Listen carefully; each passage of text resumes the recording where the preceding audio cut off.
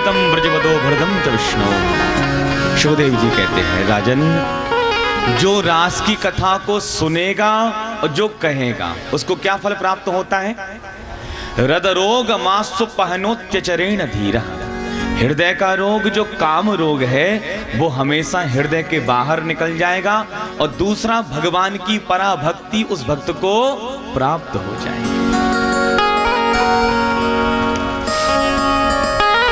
आइए हम सभी मिलकर रास बिहारी सरकार के चरणों में सब प्रणाम करते हैं। बोले रास बिहारी सरकार की जय, भक्त वत्सल भगवान की जय।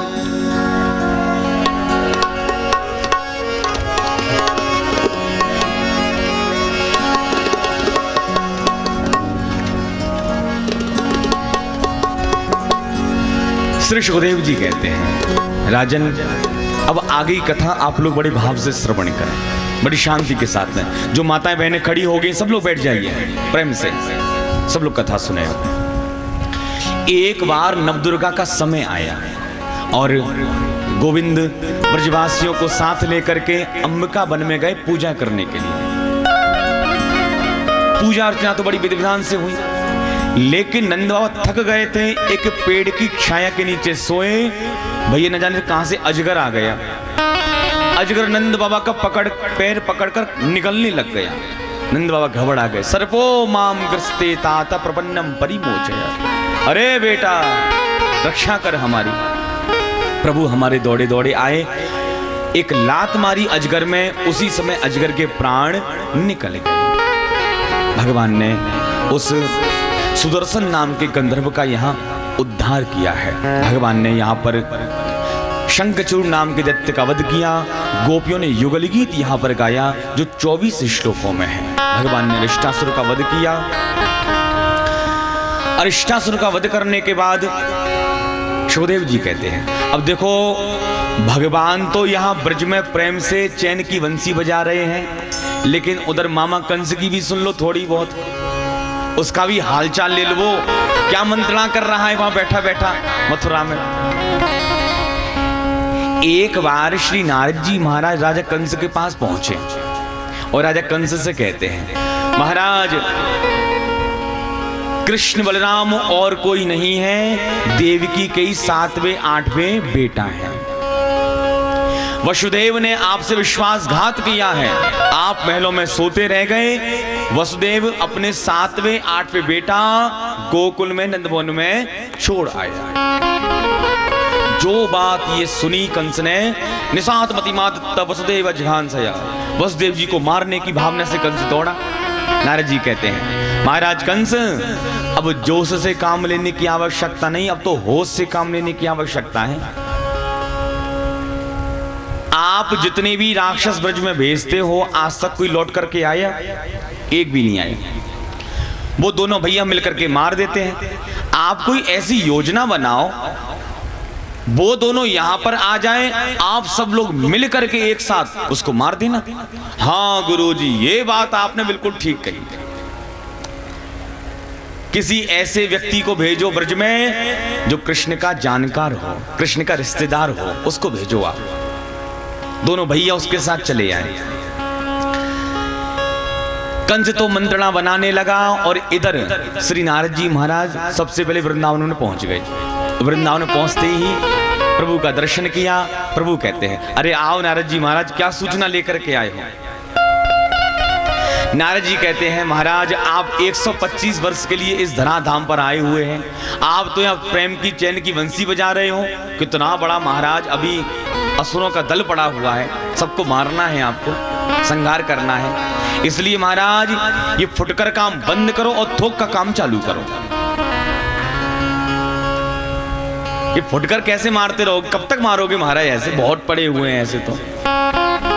आगे की लीलाओं का वर्णन नारद जी यहाँ पर करते हैं और कहते हैं, महाराज 1-2 दिन में कोई आपको लेने के लिए आएगा, उसके साथ चले जाइए और राजा कंस जितने भी दुष्ट राजा वहां पर हैं एक साथ सबको मार दीजिए। अब इधर कंस ने मंत्रणा की किसको बुलाऊं, याद आ गया अक्रूर। अक्रूर को भेजना चाहिए। अक्रूर कृष्ण का चाचा लगता है रिश्ते में, अक्रूर को बुलाया गया है। अक्रूर जी से कहते हैं, भैया अक्रूर, हम इस मथुरापुरी में एक धनुष यज्ञ का विशाल आयोजन करना चाहते हैं, मेले का। उस मेले में मल्लशाला रखेंगे। हम सोच रहे हैं हमारे ब्रज में जितने भी पहलवान हैं सब लोग आएं और अपना कर्तव्य यहाँ पर दिखाएं। हमने सुना है कृष्ण नाम के 2 बच्चे रहते हैं वृंदावन में, रथ लेकर के जाओ, उन दोनों को लेकर के आओ। हम भी तो देखें उन बच्चों के अंदर कितना बल है, हम उनकी शक्ति को देखना चाहते हैं। समझ गए अक्रूर जी इस पापी के मन में क्या है, मना नहीं किया। रात्रि में अपने घर विश्राम करते हैं और प्रातःकाल वृंदावन की ओर निकल पड़ते हैं। प्रातःकाल के चले चले सायंकाल के समय वृंदावन में पहुंचे। रथेन गोकुलम प्राप्त सूर्यास्त गिरिं नृपः। सूर्यास्त के समय ब्रज में आए और उस समय हमारे प्रभु गौशाला में गैया धोने के लिए जा रहे थे। दोनों भैया, अक्रूर चाचा जी ने दोनों भैयाओं को जब देखा, रथ से कूद पड़े और चरणों में गिर पड़े। ददर्श कृष्ण में रामं च ब्रजे गोदोहनं गतौ पीतनीलांबरधरो शरदं गुरुहेक्षणं। पीतनीलांबरधरो, श्री बलराम जी के कंधे पर नीलांबर और प्रभु के अंग पर पीतांबर। पीतनीलांबरधरो। चाचा जी पैरों में गिरे। भगवान ने अक्रूर चाचा जी को उठाया, अपने हृदय से लगाया और कहने लगे, नंद बाबा, बाबा देखो चाचा जी आए हैं, चाचा जी आए हैं, चाचा जी आए हैं। नंद बाबा आए, सबसे पहले अक्रूर जी को स्नान कराया, भोजन कराया और विश्राम कक्ष में विश्राम करने के लिए पहुंचा दिया। भगवान इधर से गए, अक्रूर चाचा जी के पैर दबाने लगे हैं। अक्रूर जी कहने लगे, महाराज उल्टी गंगा काहे को बहा रहे हो, कौन से नरकों में डालोगे महाराज मुझको। गोविंद कहते हैं, चाचा जी मथुरा में सब कुशल से तो हैं। मथुरा में जो मथुरा की कुशलता के बारे में पूछा, अक्रूर जी तो मौन हो गए। गोविंद कहते हैं, ओहो मैंने प्रश्न ही उल्टा कर दिया। अरे कोई अस्पताल में भर्ती हो और उससे जाकर पूछो, क्यों भैया आनंद से हो? अरे आनंद से होता तो अस्पताल में काहे क्यों होता, अपने घर में होता। जब तक मथुरा रूपी शरीर में कंस रूपी कैंसर का फोड़ा बैठा हुआ है, तब तक कोई भी मथुरावासी कुशल नहीं हो सकता। अक्रूर चाचा जी कहते हैं, इसलिए तो महाराज कुशल डॉक्टर को लेने के लिए आया हूं। कंस का पूरा षड्यंत्र यहां पर बता दिया। महाराज धनुष्य का तो बहाना है, कंस आपको मार देना चाहता है। अक्रूर जी, गोविंद कहते हैं अक्रूर चाचा जी से, चाचा जी ये षड्यंत्र वाली बात आप किसी से कहना नहीं, कोई मुझे यहाँ से जाने नहीं देगा। आप तो सिर्फ ये कहिए मैं कृष्ण बलराम को मथुरा का मेला घुमाने के लिए ले जाना चाहता हूँ, बस इतना कहिए आप। गोविंद दौड़ी दौड़ी नंद बाबा के पास आए। बाबा हम तो मथुरा को मेला देखने के ताई जाएंगे चाचा जी के साथ। नंद बाबा कहने लगे, क्यों भाई अक्रूर, छोरा कहाँ कह रहे हो है? अक्रूर चाचा जी कहने लगे, नंद बाबा मथुरा में एक बहुत बड़ा मेला लगो भयो धनुष यज्ञ को, और मैं सोच रही हूँ कि कृष्ण बलराम इन दोनों को घुमाने के लिए ले जाऊं, लेकिन आपकी क्या इच्छा है? नंद बाबा कहने लगे, झूठी बात, मैं ना भेज बारो अकेलो, और तू को ले जाना हो तो मैं भी यहाँ के साथ चलूंगा। अक्रूर जी कहने लगे, आप भी चलो प्रेम से। नंद बाबा ने पूरे ब्रज में दुहाई लगवा दी, जो प्रातः काल मथुरा को मेला देख के ताई चलना चाहे वो सुबेरी ब्रह्म मुहूर्त में तैयार है जाए, दुहाई लगवा दी। ब्रजवासी तो तैयारी करने लगे जाने की, लेकिन ब्रज की गोपियों की आंखों में नींद कहां। सभी गोपियां अपने घर से बाहर निकली, इकट्ठी हुई। एक गोपी कहती है, बहना तूने सुनो है कि कल प्रातःकाल होते ही प्रभु हमें छोड़कर मथुरा चले जाएंगे, तूने सुनो है? एक कहने लगी, बहना मैंने भी यही सुनो है। ये विधाता ब्रह्मा को विधान लिखनो ना आयो। ये विधाता ब्रह्मा तो हम ब्रजवासियों के साथ में बच्चों जैसा व्यवहार कर रहा है। छोटे छोटे बच्चे जब खिलौनों से खेलते हैं मन भर जाता है। जिन खिलौनों से घंटे भर तक खेले उन खिलौनों को 2 मिनट में तोड़ देते हैं। ये विधाता ब्रह्मा तो इसी प्रकार हम ब्रजवासियों के साथ खेल रहा है। अहो विधातस्तव न क्वचित् दया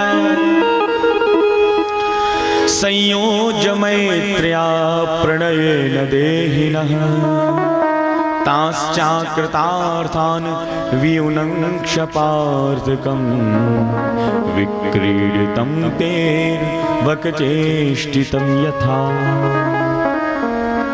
अर्वकचेष्टितं यथा, बच्चों की तरह हमसे क्रीड़ा कर रहा है।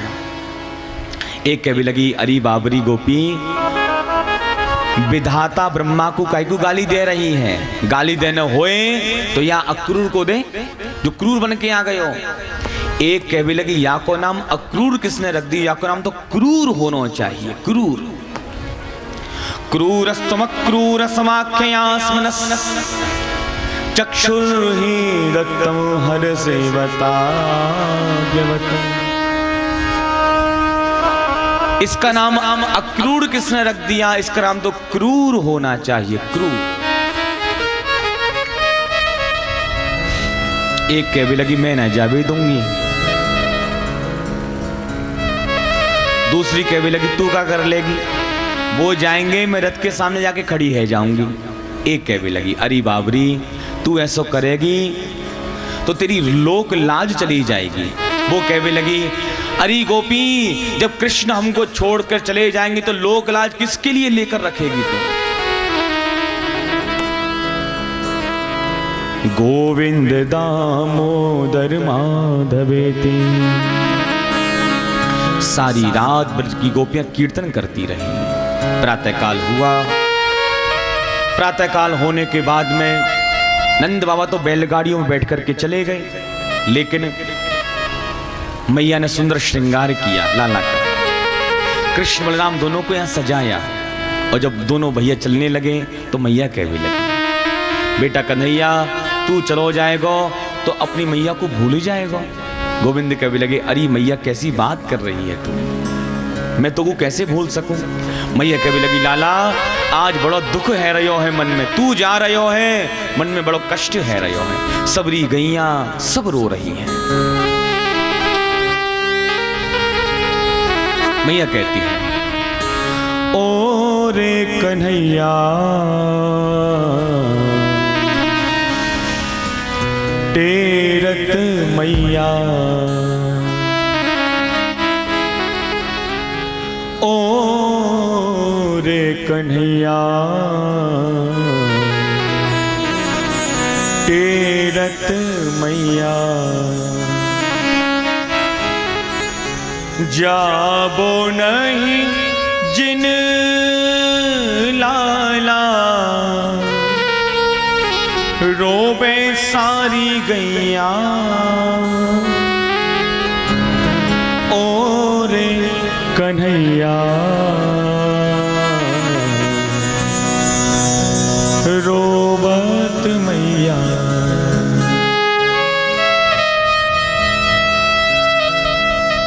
मैया कहने लगी, लाला तू चलो जाएगा तो ब्रज की गोपी सुबेरी उठ के जोई दही मथती थी, मक्खन तैयार करती, तो वो गोपी मक्खन क्यों तैयार करेंगी?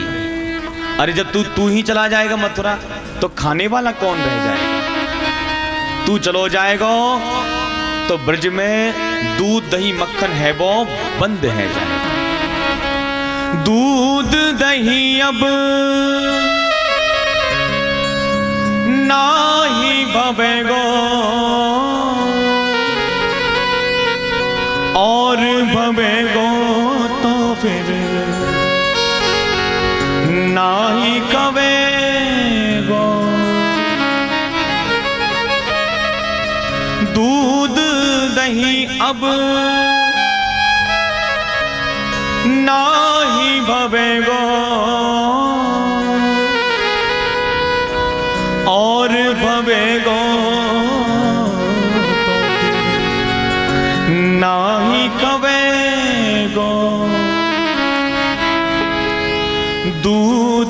नहीं को अब कौन खवैया,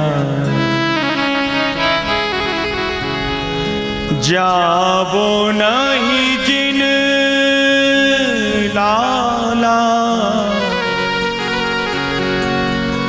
रोबे सारी गैया, ओरे कन्हैया तेरत मैया। मैया कहने लगी लाला एक बार मैंने तो को उखल में बांध दियो हाथों, और तू शायद मन में ये बात लेके रखो है कि मैया मोको उखल से बांधे, मैं जालो मथुरा, मैं लौट के ना आऊंगा। तो मैया कहने लगी ना ही बांधूंगी उखल से अब, खुद बंध जाऊं कारा, चैन मिले तब। ना ही बांधूंगी उखल से अब, खुद बंध जाऊं कारा, चैन मिले तब। कैसे जीऊंगे ओ मेरे छैया, जाबो नहीं जिन लाला, रोबे सारी गैया, ओरे कन्हैया तेरत मैया।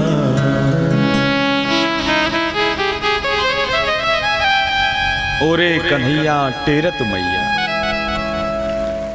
भगवान कहते अरे मैया तू ऐसे रोएगी तो मैं तो जा भी ना पाऊंगा, आज जाऊंगा मैया, कल मथुरा को मेला देखूंगा और परसों लौट करके आ जाऊंगा।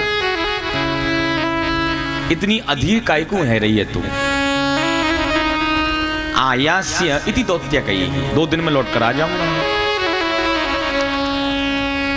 लाला को मैया ने विदा किया, प्रभु रथ पर जाकर बैठे। अक्रूर चाचा जी ने जैसी रथ को आगे बढ़ाया, गोपियों के हृदय का बांध टूट पड़ा।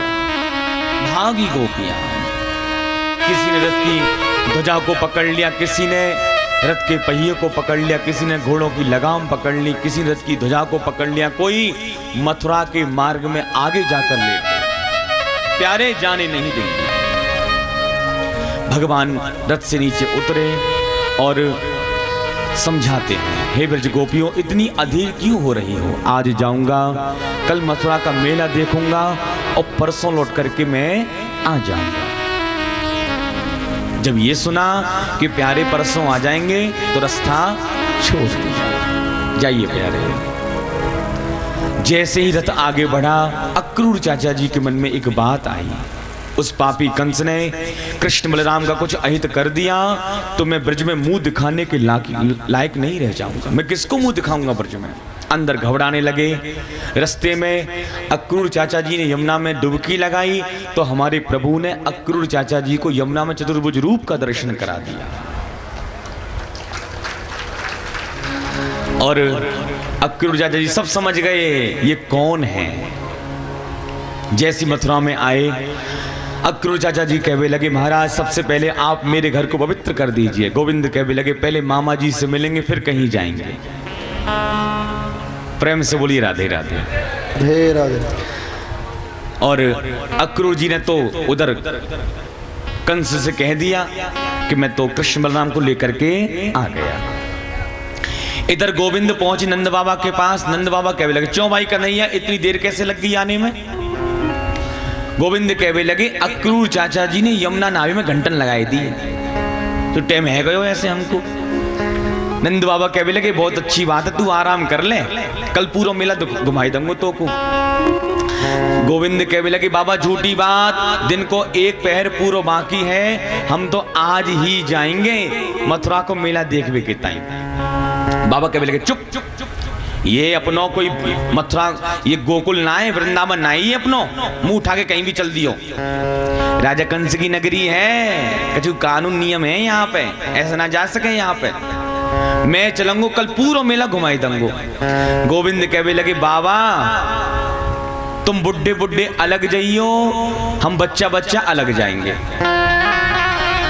अब बुड्ढन के साथ हम बच्चन को कहा मेल, तुम बुड्ढे बुड्ढे अलग जाओ, हम बच्चा बच्चा अलग जाएंगे। ओ होए भैया, काऊ बुड्ढे के साथ बच्चा मेला देखने के ताई चलो जाए, बाको तो है क्यों मेला।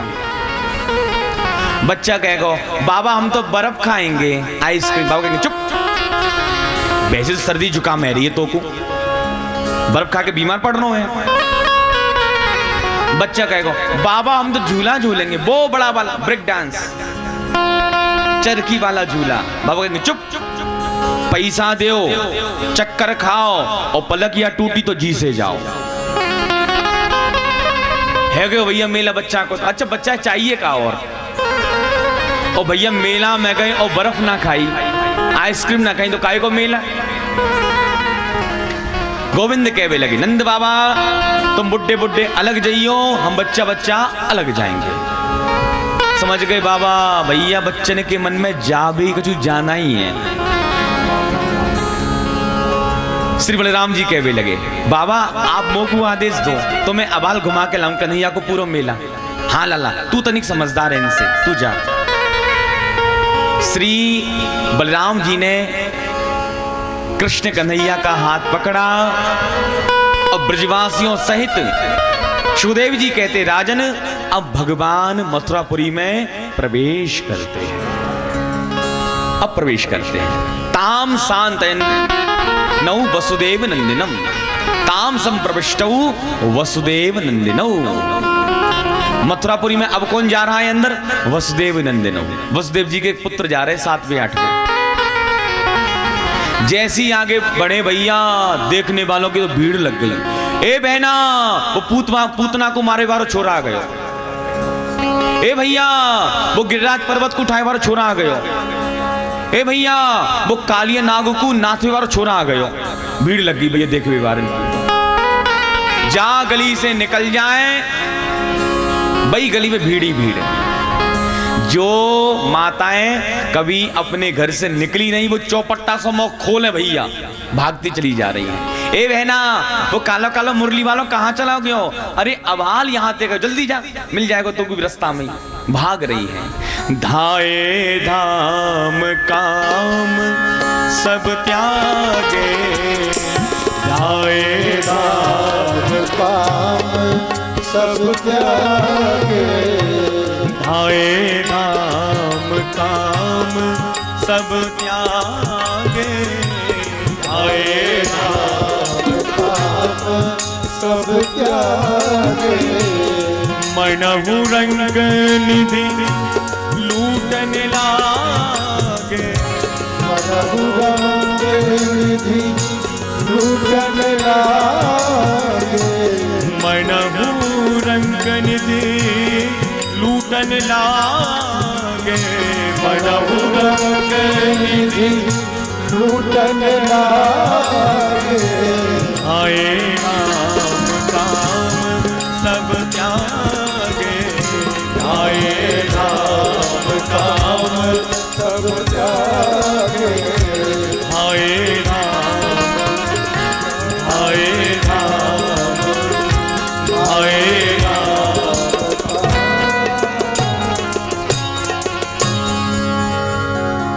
आए धाम काम सब त्यागे, छोड़ छाड़ के भगवान के पीछे भागने लग गए।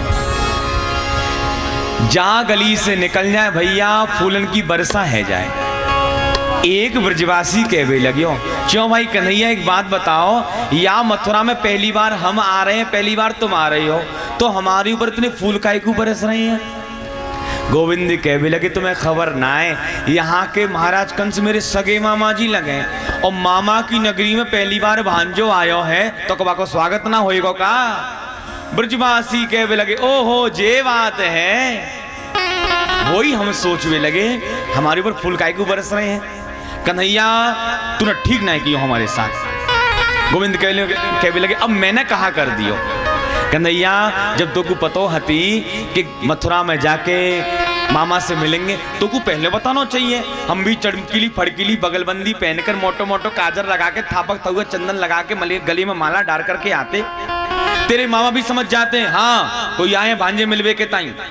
और भैया हम तो भाई घर के कपड़ा फटे पुराने पहरे आए, तेरे मामा के सामने जाएंगे भिखारी से लगेंगे, तू चलो जाए अकेलो हम ना जावे वाले।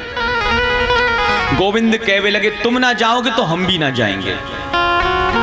ब्रजवासी कहवे लगे देख कन्हैया तो को ले जानो होए तो सबसे पहले सुंदर कपड़ा की व्यवस्था कर। गोविंद कहवे लगे कहा कमी हमारे मामा के यहाँ पर कपड़न की, चलो आगे देखें। जैसी आगे बढ़े कंस का धोबी कपड़ों की पोटली सेवकों के सिर पर रखवा करके चला जा रहा था। गोविंद ने आवाज लगाई अरे मामा जी राम राम। धोबी ने पीछे मुड़कर देखा ये मेरा भांजा कहां से अटपका। धोबी पहुंचा प्रभु के पास, क्यों भाई तुमने मेरे से मामा जी कैसे कहा। गोविंद कहने लगे अरे इतने नाराज काहे तू है रे मामा जी, यहाँ के महाराज कंस मेरे सगे मामा जी लगे और मामा के गांव में मिले सोई मामा या नाते से आप भी है गए मामा।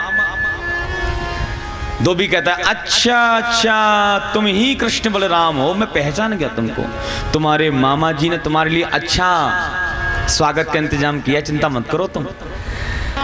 गोविंद कहवे लगे अब स्वागत करावे के ताई तो आई भये हैं, लेकिन मामा जी जल्दबाजी में कछु हमारे ब्रजवासी फटे पुराने कपड़ा पहन करके आ गए और आपकी पोटली बड़े कपड़ा चमचमाए रहे हैं, एक कपड़ा ब्रजवासी ने भी दे दूं। जो कपड़ों की याचना भगवान ने की धोबी तो गाली देने लगा ईदृशा नहीं वासांसी नित्यम गिरी बनेचरा। अरे बनेचर गमार्ग वाले तू महाराज कंस के राष्ट्रीय वस्त्र पहने का शर्म नहीं आती तेरे को। जो बनचर कहा भगवान से, भगवान ने एक चांटा दिया गाल पे, गलपटे पे चांटा पड़ते ही धोबी की गर्दन कट के दूर गिरी। रजकस्य कराग्रेण सिर कायाद पाटय। जितने भी अन्य धोबी खड़े थे थरथर कांपने लगे भैया या छोरा के हाथ में तलवार फिटे और ये तलवार अपनी ऊपर ना घूम जाए, फेंको जल्दी से पोटली। सबरे धोबी पोटली फेंक कर भैया 9 2 11 है गए। ब्रजवासी ने पोटली खोली, जाकू जो कपड़ा अच्छा लगा सो पहन लिए, अपने कपड़ा उतार दिए। अब विचार करो कहाँ महाराज कंस के राजसूय वस्त्र लंबे चौड़े और कहाँ छोटे छोटे ब्रजवासी शौक में आके पहन तो लिए, चलवे लगे सड़क साफ बहवे लगी। हाँ माँ ढीले ढाले कपड़े। ब्रजवासी कहवे लगे कन्हैया इन कपड़ों में तो नंबर 1 के भिखारी लग रहे हैं, मांगे भाई कपड़ा अलग समझ में आ जाए। चौवाई श्रीधर जी मांगे के कपड़ा अलग समझ में आ जाए कि मांग के पहरे भैया। गोविंद कहवे लगे देखो यदि ज्यादा ढीले ढाले हुए तो तुमने हाथ में पकड़ लियो, कछुआंगे व्यवस्था कराएंगे। हाथ में ब्रजवासियों ने पकड़ लिए, कपड़े पकड़ लिए, ऐसे लग रहे जैसे हैंगर से टांग दियो, हैंगर से। अजीब फेस। जैसे आगे बढ़े एक दर्जी दूर से देख रहा था ये दृश्य। दर्जी दौड़ा दौड़ा आया और प्रभु के चरणों में प्रणाम करता है, कहता है महाराज मुझे ऐसा लग रहा है ये वस्त्र कुछ अस्त व्यस्त है, आप कहो तो मैं ठीक कर दूं। भगवान कहने लगे दर्जी के तेरे मुंह में घी शक्कर, जल्दी से ठीक कर। अब तो भैया दर्जी ने अपने सभी दर्जियों को बुलाया और सभी ब्रजवासियों को नाप ले लेके भैया अच्छे अच्छे कपड़ा पहनाए दिए। कोई बगलबंदी ठीक करे, कोई पटका ठीक करे। और ब्रजवासी प्रसन्न, तुम्हारे गोविंद प्रसन्न। ब्रजवासी कहने लगे लाला या दर्जी के ने तो आनंद कर दिए, या को कुछ इनाम दे दे। गोविंद कहने लगे दर्जी के तूने ब्रजवासी कर दिए प्रसन्न, कहां चाहिए तो को, कहां इनाम चाहिए मांग ले। अब दर्जी विचार करने लगा धोबी को क्या इनाम मिली वो तो मैंने देखा ही नहीं, धोबी को क्या इनाम मिली वो तो मैंने देख ही ली, अब ना जाने मुझे क्या देने वाले हैं। दर्जी कहने लगे महाराज मोह कछु ना चाहिए, बस अपनो आशीर्वाद मोह को दे दो और कछु ना चाहिए। भगवान ने सिर पर हाथ रख दिया, दर्जी के खूब फलोगे फूलोगे। सो देख लो महाराज दर्जियों के ठाटा, आना दो आना चार आने के जमाने तो चले गए, जितने को कपड़ा उतने की सिलाई। आज कपड़ा डालोगे तो 3 महीना बाद ही फोन लगाई हो भाई। ये दर्जियों के ठाट बाट, भगवान को आशीर्वाद फल रहे हो भैया। ततः सुदाम्नो भवनम मालाकारस्य जगमतु। सबसे पहले भगवान सुदामा माली के यहाँ पर गए, भगवान का अनन्य भक्त, भगवान के गले में माला डाली, ब्रजवासियों के गले में माला डाली, ब्रजवासी माला माल है गए। ब्रजवासी कहने लगे लाला कपड़ा मिल गए, माला मिल गई, काजर की डिबिया जेब में पड़ी भई है। देखो ब्रजवासी 90 साल को डोकरा चोना है जाए, अपनी आंखन में मोटो मोटो काजर जरूर लगाए, और काजर की डिबिया जेब में पड़ी भई है, अब वहां लगा लेंगे। बस एक कमी और रह गई, कहाँ रह गई? थापक हुआ चंदन, चंदन नौन लग जाए, चंदन और बंधन से तो भगवान प्रसन्न नहीं है जाए। भगवान कहने लगे चलो आगे चलो, कच्ची व्यवस्था देखेंगे। आगे बढ़े, एक टेढ़ी मेढ़ी त्रिवक्का चली जा रही थी, चंदन का पात्र लिए हुए हाथ में। भगवान बातें कहने लगे, अरे सुंदरी जी। वो कुब्जा ने पीछे मुड़कर देखा, ठमकती ठमकती आ गई। अरे महाराज काहे को मेरा मजाक उड़ा रहे हो, और मैं कहां से आपको सुंदरी दिखाई पड़ रही हूं? भगवान कहने लगी, अरे देवी मैं तो मन की सुंदरता को देखता हूं, तन की सुंदरता मैं नहीं देखता, और तुम मन से बहुत सुंदर हो। अपना परिचय दो, तुम कौन हो? तो वह अपना परिचय देती है, दास्यास में हम सुंदर कंस सम्मता, त्रिवक्र नामना यनुलेप कर्मणि,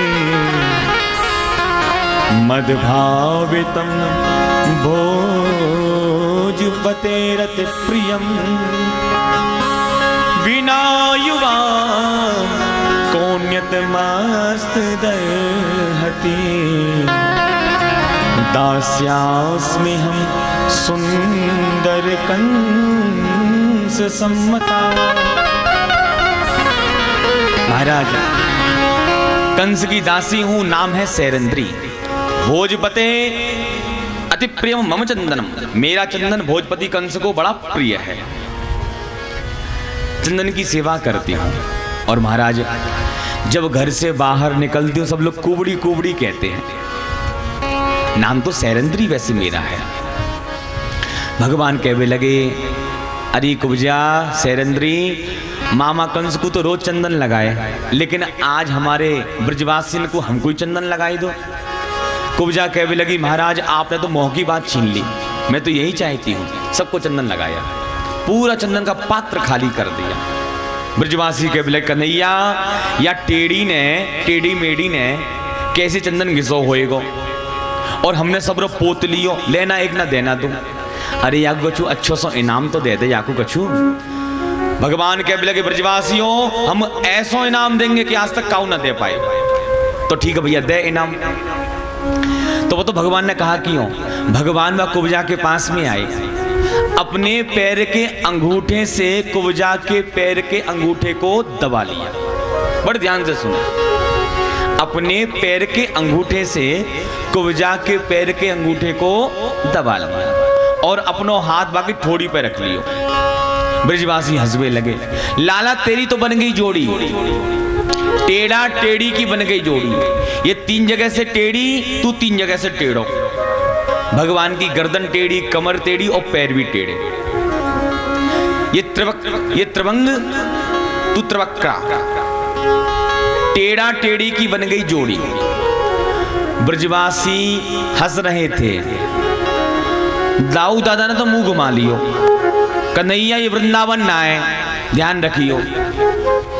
और भगवान ने हंसी हंसी मजाक मजाक में हाथ पर थोड़ी पर हाथ रखकर एक ऐसा झटका मारा कि मुकुंद संस्पर्शना सद्य बहु प्रमदोत्तमा, कुबड़ापन हट गया, देवांगना जैसा स्वरूप प्रकट हो गया कुब्जा का।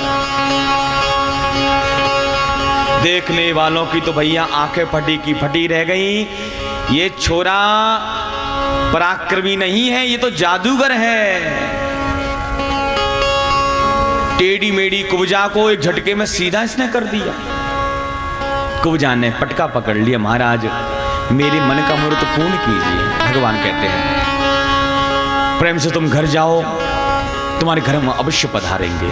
सुखदेव जी कहते राजन, जहां पर धनुष रखा हुआ था वहां भगवान पहुंचे और दाऊ दादा से कहने लगे, दाऊ दादा या धनुष को उठाकर देख लूं तनिक मैं। गोविंद दाऊ दादा कहने लगे, अपने मामा जी को धनुष 4 बार उठाओ। सैनिक हंसने लगे, अरे बेटा तू क्या धनुष उठाएगा, बड़े बड़े पहलवान नहीं उठा सके। दाऊ दादा कहने लगे, हाँ कन्हैया उठा दे। तो गोविंद धनुष कैसे उठाया? करेण वामेन सलीलमुद्धृतं सज्जं जकृत्वा निविशेन पश्यता। वामेन करेण मुद्धृतं, बाएं हाथ से धनुष उठाया, जो प्रत्यंच चढ़ाई कि धड़ाम दी से धनुष के 2 टुकड़ा हो गए। इतनी जोर की आवाज हुई, कंस सिंहासन से गिरते गिरते बचा। सैनिक मारने के लिए दौड़े भगवान को। दाऊ दादा कहने लगे, लाला एक टुकड़ा मेरी ओर फेंक, मैं देखूं इन सैनिकन को। एक टुकड़ा दाऊ दादा की ओर छाल दियो और दोनों भैयन ने उन धनुष के टुकड़न से ऐसी पिटाई लगाई सैनिकन की कि सैनिक प्राण बचाकर भागे। एक सैनिक भागा भागा कंस के पास पहुंचा, महाराज गजब हो गया। क्या हो गया? आपके भांजे ने आपका धनुष तोड़ दिया। कंस विचार करने लगा, अब हमारी भी गारंटी खत्म है। गर्ग संहिता में प्रसंग आता है, ये धनुष परशुराम जी महाराज ने राजा कंस को दिया था और कह दिया था, राजा वैसे तो इस धनुष को कोई तोड़ नहीं सकता और जो इस धनुष को तोड़ देगा वो तुझे छोड़ नहीं सकता। प्रेम से बोलिए राधे राधे। राधे राधे। कंस घबरा गया। शाम हो चुकी थी। गोविंद पुनः नंद बाबा के पास में आए, विश्राम करने लगे। जैसी प्रातःकाल हुई, जहां मल्लशाला होने वाली थी, मल्लों के युद्ध जहां होने वाला था, नंद बाबा तो पहले अपने उपयुक्त स्थान जानकर बैठ गए। भगवान दाऊ दादा के साथ उस मल्लशाला में प्रवेश करते हैं। एक कुबलिया पीड़ नाम का हाथी भगवान का रास्ता रोककर खड़ा हो जाता है। भगवान ने महाबत और कुबलिया पीड़ हाथी को यहाँ पर मार गिराया। दोनों भैया अब उस सभा में प्रवेश करते हैं। हजारों लाखों आंखों ने भगवान को एक साथ देखा। मल्ला नाम अस्नि नराम नरवरः स्त्रीणाम स्मरो मूर्तिमान गोपानाम स्वजनो सताम क्षितिभुजा शास्त्रासवित्रो शिशुः मृत्युर्भोजपते विराट विदुषा तत्त्वं परम योगिना वृष्णीनां परदेवतेति विदितो रंगं गतः साग्रज रंगं गतः साग्रजः अग्रजेन सहिता साग्रजः। मल्लों ने भगवान को देखा तो मल्लों को ऐसा लगा साक्षात वज्र ही मेरे सामने चला आ रहा है। राजाओं ने देखा हमारा शासक चला आ रहा है। नंद बाबा ने देखा मेरा बच्चा चला आ रहा है। ब्रजवासियों ने देखा हमारे मित्र चला आ रहा है। कंस ने देखा मेरी मृत्यु चली आ रही है। स्त्रियों ने देखा कामदेव चला आ रहा है। संतों ने देखा ये वही परम तत्व है जिसको समाधि में देखते हैं। देवकी वसुदेव ने देखा यही 7वें 8वें हमारे बेटा है। जिनके रही भावना जैसी, जिनके रही भावना जैसी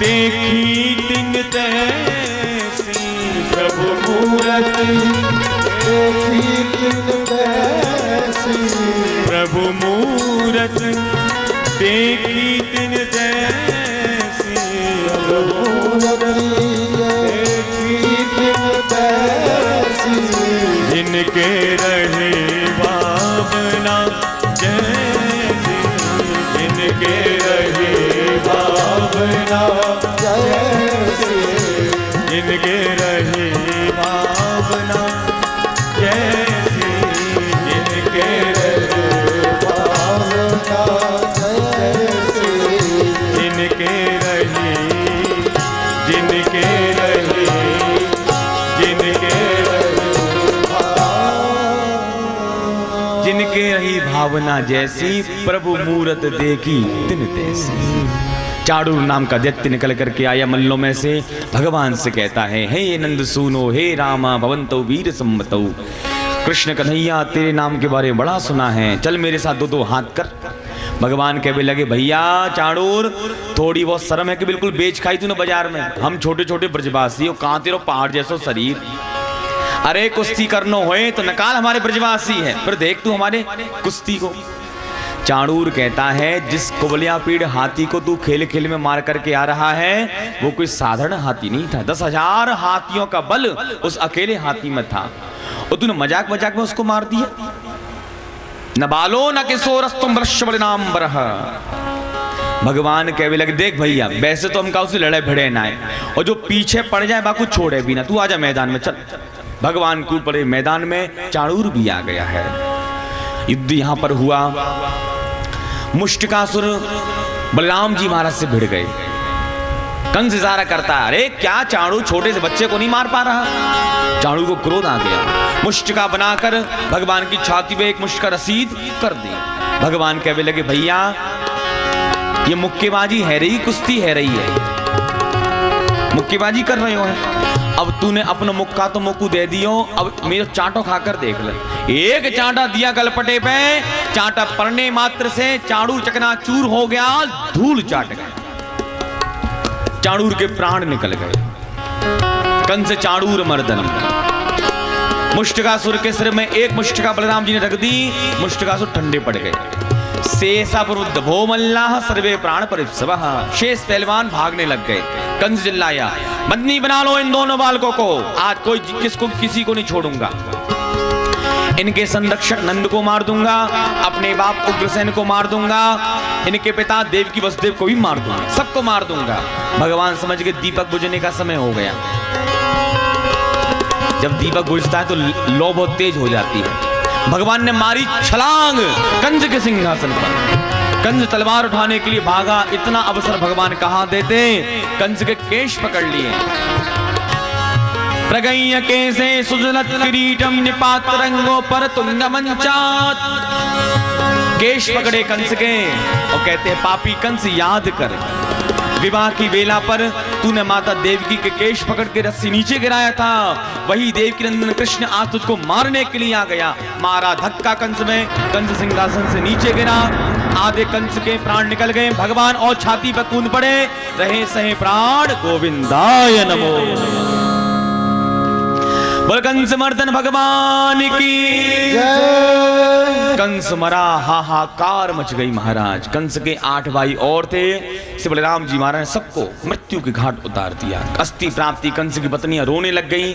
भगवान ने सबको यह समझाया, देवकी वसुदेव को बंधन मुक्त किया, नाना उग्रसेन को मथुरा का राजा घोषित कर दिया है। नंद बाबा सब समझ गए, ये देवकी के पुत्र कृष्ण और बलराम है, 60वें 8वें बेटा। उसी समय नंद बाबा आए, कृष्ण बलराम का हाथ पकड़ा, देवकी वसुदेव के हाथ में रख दिया है, संभालो अपनी अमानत को। पूरे अश्रु नेत्रयी, आंखों में आंसू लेकर नंद बाबा ब्रजवासियों के साथ पुनः ब्रज में आ गए। सुखदेव जी कहते हैं, राजन भगवान मथुरा में आए, श्री गर्गाचार्य जी महाराज ने गायत्री मंत्र की दीक्षा दी और पढ़ने के लिए अवंतिकापुरी उज्जैन में भेजा है। अल्पकाय विद्या सब पाई, सारी विद्याओं में पारंगत होकर के जब भगवान लौटने लगे, अपने गुरुदेव का मरा हुआ बेटा यमलोक से जीवित करके गुरुदक्षा में वापस कर दिया। इसी गुरुकुल में भगवान के सखा हुए श्री सुदामा जी महाराज, जिनकी कथा आप कल के प्रसंग में श्रवण करेंगे। देखो, 6 दिन तक लगातार कथा ना सुन पाया हो, कल की कथा जो श्रवण करेगा संपूर्ण भागवत सुनने का फल उसको प्राप्त हो जाएगा। कल कथा का भोग है, विराम है। सुखदेव जी कहते, राजन, गुरुकुल से पढ़ने के बाद भगवान पुनः मथुरा आए, 14 वर्ष तक रहे, लेकिन एक भी बार वृंदावन नहीं गए। देखिए बंधुओं, ये ब्रजवासियों का प्रेम यहां देखिए। और वैसे देखा जाए तो मथुरा से वृंदावन जाना दूर नहीं है। आपने तो खैर भ्रमण किया होगा, मथुरा से वृंदावन क्या दूर है? नहीं, इतना पास भैया कि पैदल चलो तो 1 घंटे से ज्यादा ना लगे, इतना पास। लेकिन ब्रजवासियों का प्रेम आप देखिए, एक भी बार ब्रजवासी भगवान से मिलने के लिए मथुरा नहीं गए, एक भी बार ना भगवान मिलने के लिए आए। चाहते तो महाराज ब्रेकफास्ट करते घर पर और लंच करते वृंदावन में जाकर, रोज आते जाते रहते, कितना समय लगेगा, लेकिन नहीं, कभी भी नहीं गए। 14 वर्ष भगवान मथुरा में रहे, एक भी बार वृंदावन नहीं गए। एक बार भगवान ब्रजवासियों को प्रेम में रो रहे थे। भगवान के मित्र उद्धव जी महाराज बहुत ज्ञानी हैं, थोड़ा इस प्रसंग को 10 मिनट तक आप लोग श्रवण करें। अभी घड़ी में हमारे 4:05 हुए हैं, 4:30 तक हम आपको विदा कर देंगे, आधा घंटा और लेंगे, 5 बजे तक।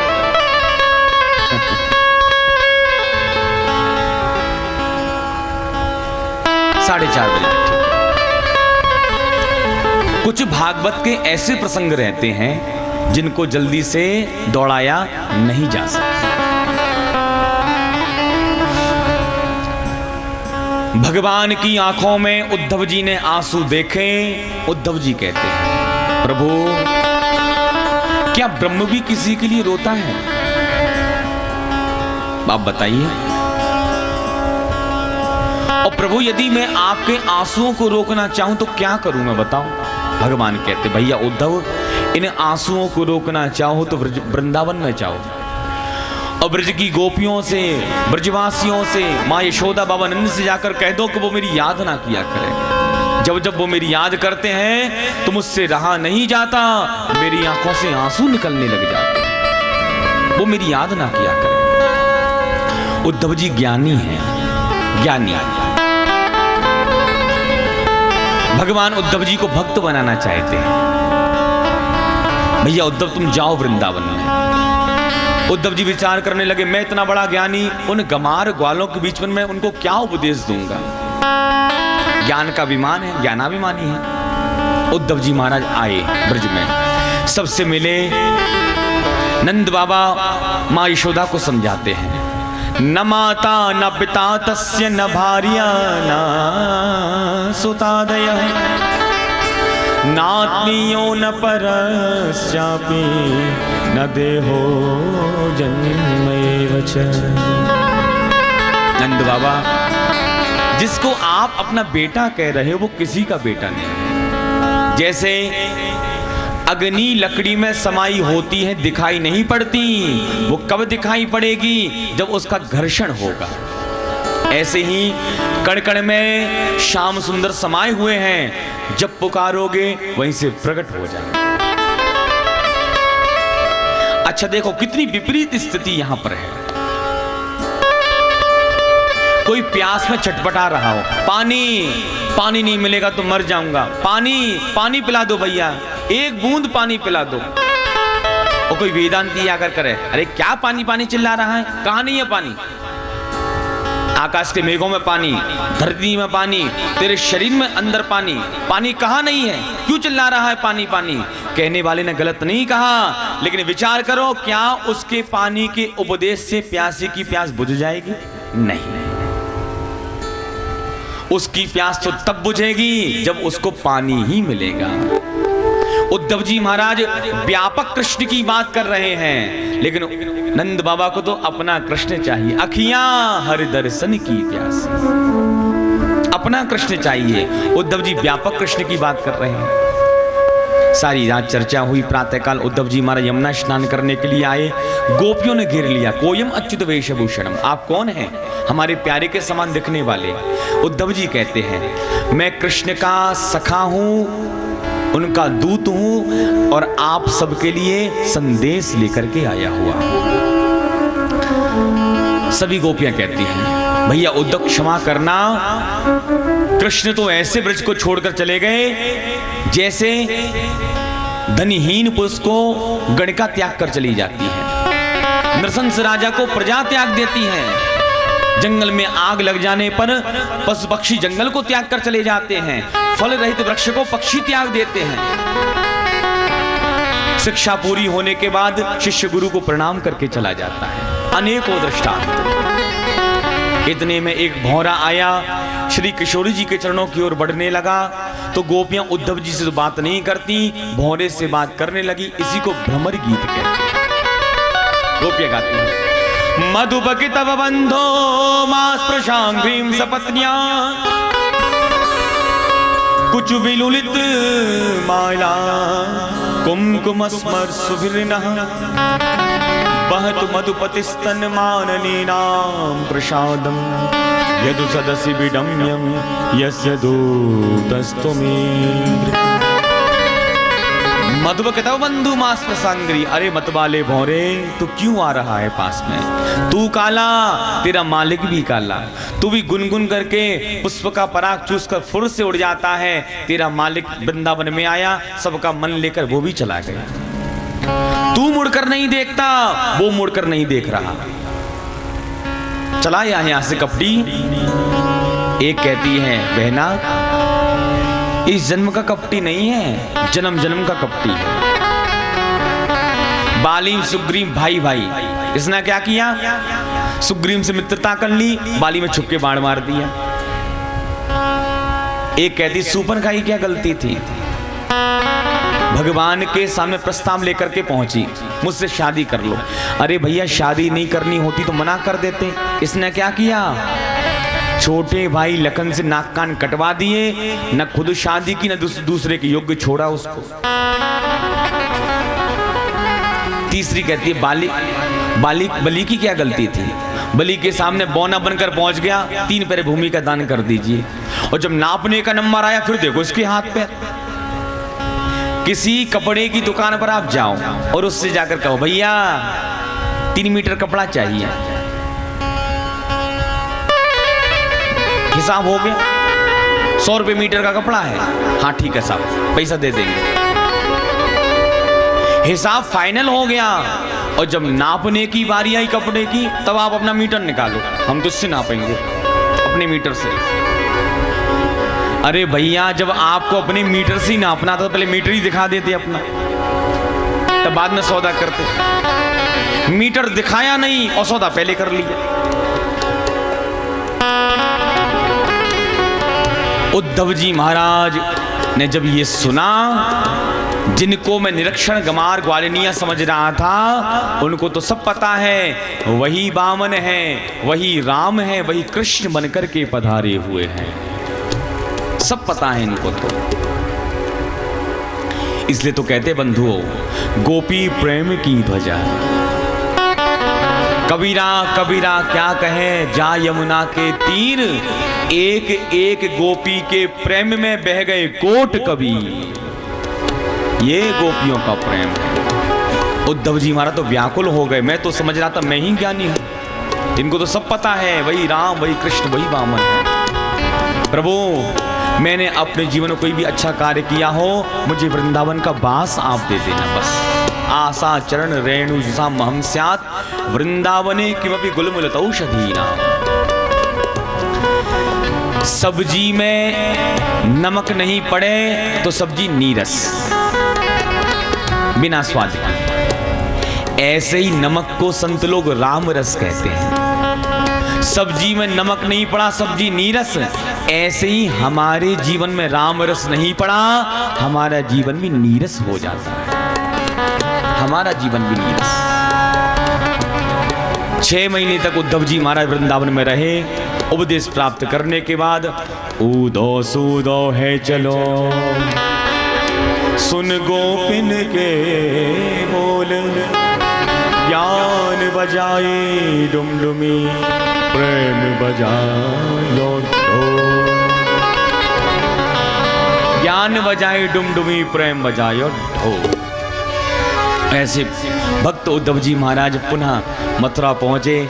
भगवान जिसकी चर्चा करते हैं उद्धव जी की आंखों से आंसू निकलने लग जाते। भगवान ने हृदय से लगा लिया, भैया उद्धव, यही भाव तो मैं तुम्हारे अंदर देखना चाहता था, बस यही भाव देखना चाहता था।